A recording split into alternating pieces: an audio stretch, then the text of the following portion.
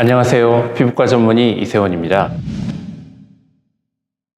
많은 분들이 탈모는 성인의 문제라고만 생각을 하십니다. 나이가 들면서 탈모가 진행되고 머리숱이 가늘어지고 하는 것들을 생각을 하시는데 성인들뿐 아니라 소아, 어린이, 청소년들도 탈모가 생깁니다. 과연 소아, 어린이, 청소년들은 어떤 탈모가 생기고 그 원인은 무엇이고 그리고 치료는 어떻게 하는지 오늘은 소아와 어린이, 청소년 탈모에 대해서 말씀드리려고 합니다.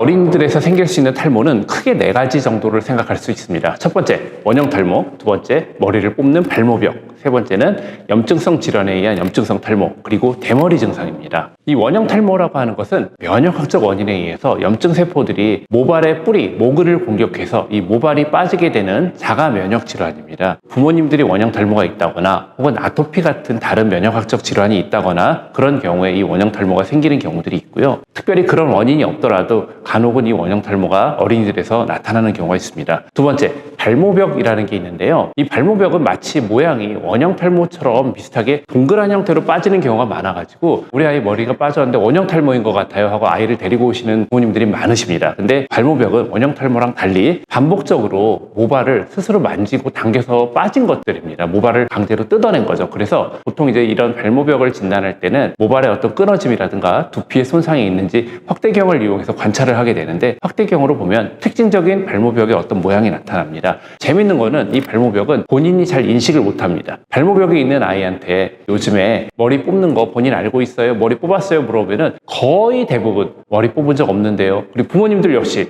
우리 아이가 머리 뽑고 그러지 않는데 라고 말씀을 하세요. 근데 이 발모벽의 어떤 특징적인 모양들, 원형 탈모랑 확대경으로 봤을 때 나타나는 소견들에 의해서 발모벽을 진단을 할 수가 있습니다. 염증성 탈모는 아토피라든가 지루두피염 같은 혹은 곰팡이라든가 다른 세균성 감염에 의해서 두피 염증이 굉장히 심해졌을 때 나타나는 탈모입니다. 머리가 굉장히 힘없이 빠지고 머리가 빠지는 주변에 고름이라든가 조금 안 좋은 어떤 염증성 질환이나 딱지 같은 것들이 많이 생기기도 하고요. 하지만 결국 이런 탈모도 발모벽처럼 반복적으로 만지거나 하는 어떤 반복적인 자극이 원인이 되는 경우가 많기 때문에 이 머리는 가능하면 손을 대지 않는 것이 가장 좋습니다. 어린이들에서도 간혹 대머리가 나타나고 있습니다. 이 대머리는 당연히 아시겠지만 이미 성인이 된 후에 나타나는 걸로 생각을 하시는데 불과 10대 초반에 11살, 12살 어린이가 대머리가 생겨서 병원에 오는 경우가 간혹 있어요. 대부분 2차 성징 이후에 나타나고 유전적 원인이나 호르몬 같은 원인들이 있는 경우가 많이 있습니다. 간혹 여자 어린이들 같은 경우에는 생리를 시작하면서 이 난소에 생기는 무록, 다낭성 난소 증후군이라고 하는데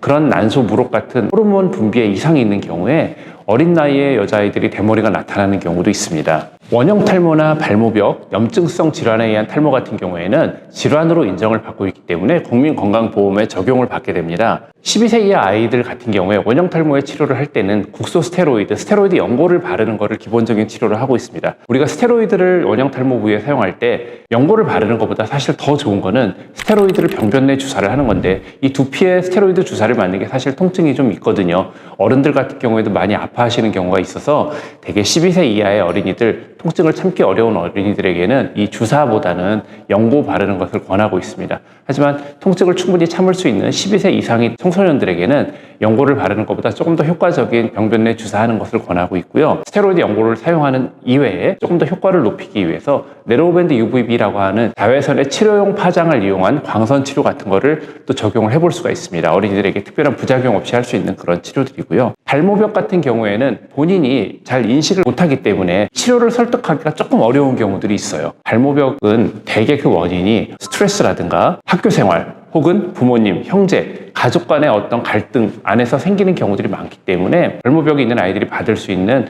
스트레스 상황이 어떤 것인지 좀 주변 분들, 선생님이나 가족분들이 관심을 가지고 좀 지켜봐 주셔야 되고요. 이 아이가 머리에 손을 댈 때는 주변에서 얘기를 해줘야 돼요.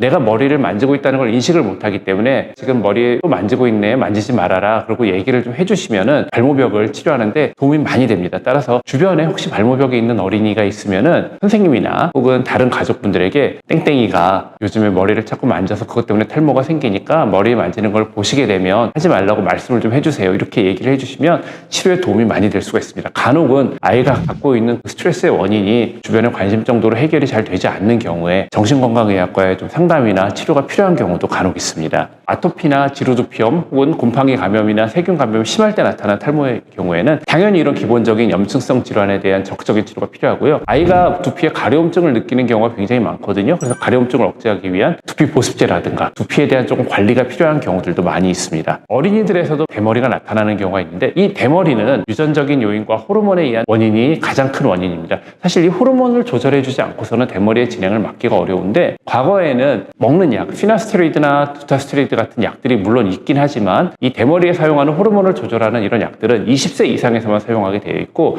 아직 어린이들에 대한 그 완전성이 확보가 되어 있지 않기 때문에 참 어린이들에게 이 대머리가 나타날 경우에 쓸 수 있는 약이 굉장히 제한되어 있었습니다. 근데 최근에는 피나스테로이드 성분에 바르는 약, 핀주베라는 약이 출시가 되면서 물론 기본적으로 피나스테로이드는 20세 이상에서 사용하도록 허가를 받은 약제입니다. 하지만 전신 흡수가 굉장히 적고 두피에만 작용하는 약이기 때문에 혹시 우리 아이한테 부작용이 생기지 않을까 하는 그 우려가 많이 줄었습니다. 그래서 대머리 치료에도 이 바르는 피나스테로이드라든가 바르는 미녹시딜 혹은 다른 이런 약을 쓰기가 어려운 경우에는 레이저 치료 같은 걸 이용해서 우리가 탈모를 치료할 때 도움을 좀 받을 수가 있습니다. 건강보험 급여의 적용을 받을 수 있는 탈모에 대해서 제가 말씀드렸는데 다시 한번 말씀드리면 이런 대머리 증상 같은 경우에는 건강보험 적용 급여가 조금 어렵습니다. 하지만 그 외에 발모벽, 아토피에 의한 탈모, 지루피부염에 의한 탈모 혹은 원형 탈모 이런 경우에는 병적인 탈모로 인정을 받기 때문에 국민건강보험의 적용을 다 받을 수가 있고 그런 경우에 아마 병원비는 불과 몇천 원에서